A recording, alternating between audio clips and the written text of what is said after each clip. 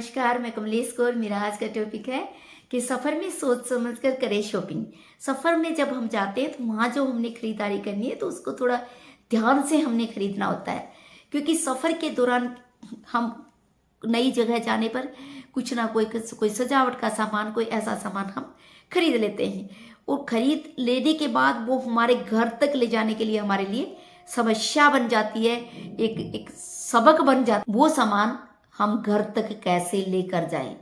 अक्सर देखा गया है कि जब आप जाते हैं कहीं घूमने के लिए तो वहाँ कोई सजावट का सामान या वहाँ की स्मृति चिन्ह आप खरीद लेते हैं, ताकि ये रहे कि हमें यह हमेशा याद रहे, या कोई वहाँ की प्रसिद्ध चीज़ है तो वो भी हम ले लेते हैं।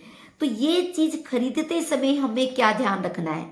हमें ध्यान रखना है कि बहुत सारे दुकानदार आजकल होम डिलीवरी की फैसिलिटी देते हैं, तो आप ऐसे दुकानदार से सामान लें जो होम डिलीवरी की फैसिलिटी देता है। वो उस सामान को आपके घर तक पहुंचा सकता है। आप पहले ही सामान खरीदने से पहले उससे ये चीज़ अवश्य क्लियर कर लें कि जो विक्रेता होम डिलीवरी की फैसिलिटी देगा आप उसी से सामान लें।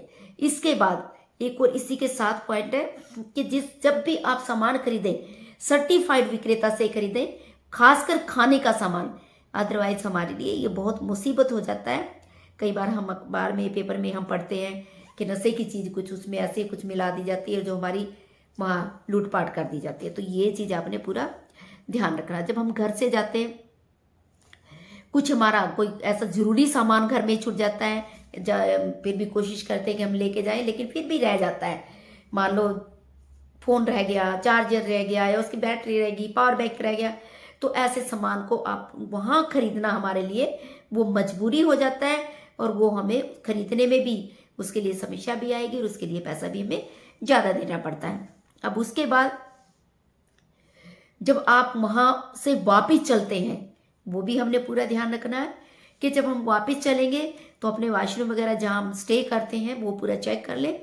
कई बार हम अपना टॉवल्स वगैरह वहीं छोड़कर आ जाते हैं, जो हमें रास्ते में उस सामान के बिना परेशानी होगी, तो ये हमारे लिए बहुत दिक्कत इसमें खड़ी हो जाएगी। तो अब आपने क्या करना है कि जब आप चलें तो अपने वॉशरूम वगैरह जहाँ आप रहते हैं अपना सारा सामान अपना पैक करके चले। और एक और बात कि जब हम यहाँ से गए, चार्जर नहीं लेके, जो वैसे तो फ़ोन के बिना कोई चलता ही नहीं घर से, फिर भी गलती से उसका चार्जर रह जाए, उसका पावर बैंक रह जाए, या कोई हेडफोन वगैरह हमारे रह जाते हैं, तो वहाँ जाकर हमारे लिए खरीदना, अगर वो हमें खरीदना पड़े, एक तो उस कंपनी का नहीं मिलेगा, अगर उस कंपनी का मिलेगा तो हमें यानी कि उसके लिए ज़्यादा प्राइस देना पड़ेगा, और अगर दूसरा हम खरीदे तो चीप होगा, सस्ता होगा, लेकिन वो घटिया क्वालिटी होगी। तो ये चीज़ हमारे लिए, उस चीज़ के लिए हमें ज़्यादा कीमत दे के वो चीज़ मिलती है। अतः सफ़र के समय जब आप जाते हैं तो अपने पैकिंग के समय इन चीज़ों का पूरा खास ध्यान रखें, क्योंकि अगर आप हेडफोन लेके नहीं चलते तो रास्ते का जो शोर शराबा है वो आपके लिए एक मुसीबत बन जाएगा। तो आप कोशिश करें कि जब भी आप बाहर जाते हैं अपना सामान पूरा प्रॉपर चेक करें, वापसी में भी पूरा चेक करें। और एक और सबसे अगली बात है कि खाने का सामान पुराने समय में हम लेकर जाते थे, कोई भी ऐसे नहीं जाता था खाली हाथ, लेकिन अब थोड़ा फैशन बदल चुका है।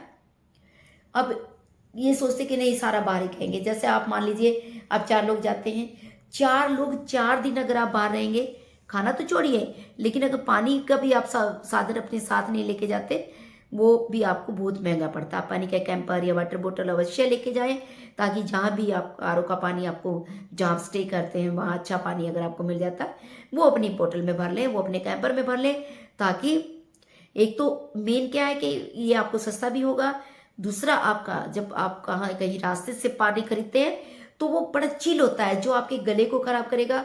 लेकिन अगर आपके पास अपना पानी और है थोड़ा साथ में, तो आप उसको मिक्स करके उसको पी सकते हैं, जो कि आपके लिए, आपकी सेहत के लिए ठीक रहेगा।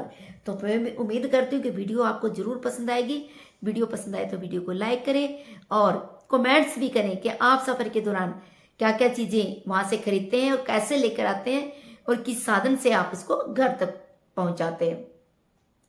मेरे Gaur HS education tip channel को सब्सक्राइब कर लें, ताकि इसी प्रकार की आने वाली वीडियोस का नोटिफिकेशन आपको मिल जाए। वीडियो को एंड तक देखने के लिए थैंक यू। नमस्कार।